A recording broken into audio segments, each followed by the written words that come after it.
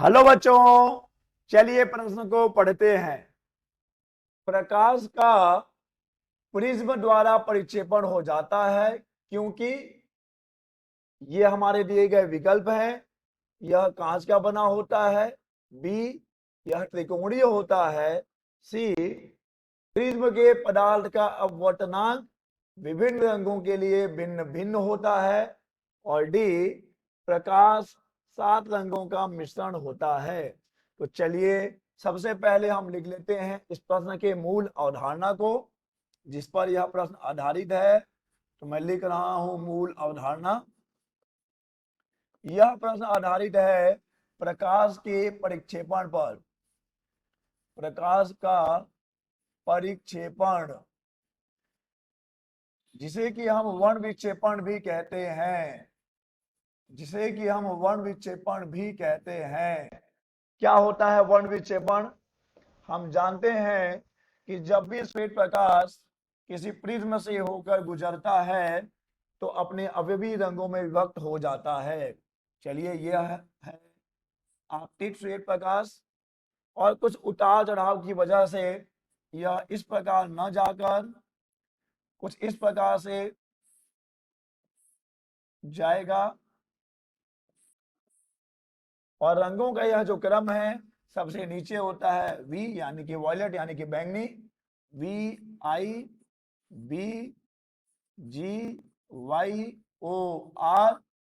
क्रमशः देखिए रंगों का जो क्रम है, बैंगनी, जामुनी, नीला, हरा, येलो, येलो के बाद ऑरेंज, येलो यानी कि पीला, ऑरेंज यानी कि नारंगी, और लास्ट में रेड यानी कि लाल। और अब एक चीज जो हम जानते हैं कि लाल रंग का जो तरंगदैर्घ्य होता है वह सबसे अधिक होता है, और बैंगनी रंग का तरंगदैर्घ्य सबसे कम होता है।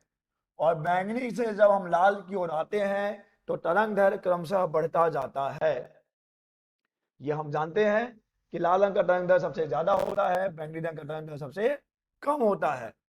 और देखिए जब हम बात करते हैं विचलन की, देखिए क्या हो रहा है कि जब प्रकाश प्रिज्म से होकर गुजरता है तो उसका विचलन भी होता है, और विचलन के लिए जो सूत्र है वो है म्यू माइनस 1 इंटू ए, जहां पर ए है प्रिज्म का कोण जो सभी रंगों के लिए समान ही रहेगा। लेकिन अब बात आती है म्यू अर्थात अपवर्तनांक की, उस प्रिज्म के पदार्थ के अपवर्तनांक की।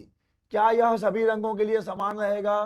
तो इसका जवाब है बिल्कुल नहीं, क्योंकि म्यू जो है वह प्रकाश के तरंगदैर्घ्य के व्युत्क्रमानुपाती होता है।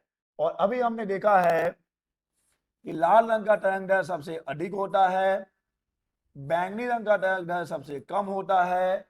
तो इस संबंध से, इस रिलेशन से, जो लाल रंग का अपवर्तनांक होगा उस प्रिज्म का लाल रंग के लिए जो अपवर्तनांक होगा वह सबसे कम होगा, और उसी प्रिज्म का अपवर्तनांक बैंगनी रंग के लिए सबसे अधिक होगा।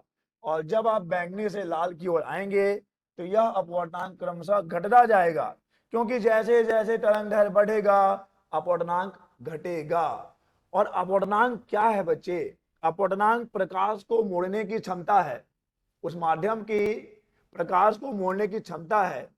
तो जब हम बात करेंगे डेल की, जैसे कि मैं यहां लिख लूं डेल वी, तो ये लिखेंगे म्यू वी माइनस 1 इंटू ए, और डेल आर ये हो जाएगा म्यू आर माइनस 1 इंटू ए।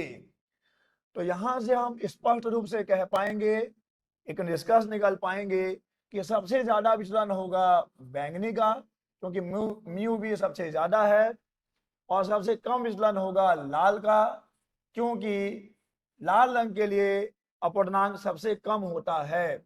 और इसी तरह जैसे जैसे अपवर्तनांक बढ़ता जाता है वैसे वैसे विचलन भी बढ़ता जाता है। इसीलिए जब श्वेत प्रकाश प्रिज्म से होकर गुजरता है तो वह अपने अवयवी रंगों में विभक्त हो जाता है, और इसी घटना को कहा जाता है वर्ण विक्षेपण। तो अब हम सही विकल्प दे पाएंगे, सही विकल्प का चुनाव कर पाएंगे।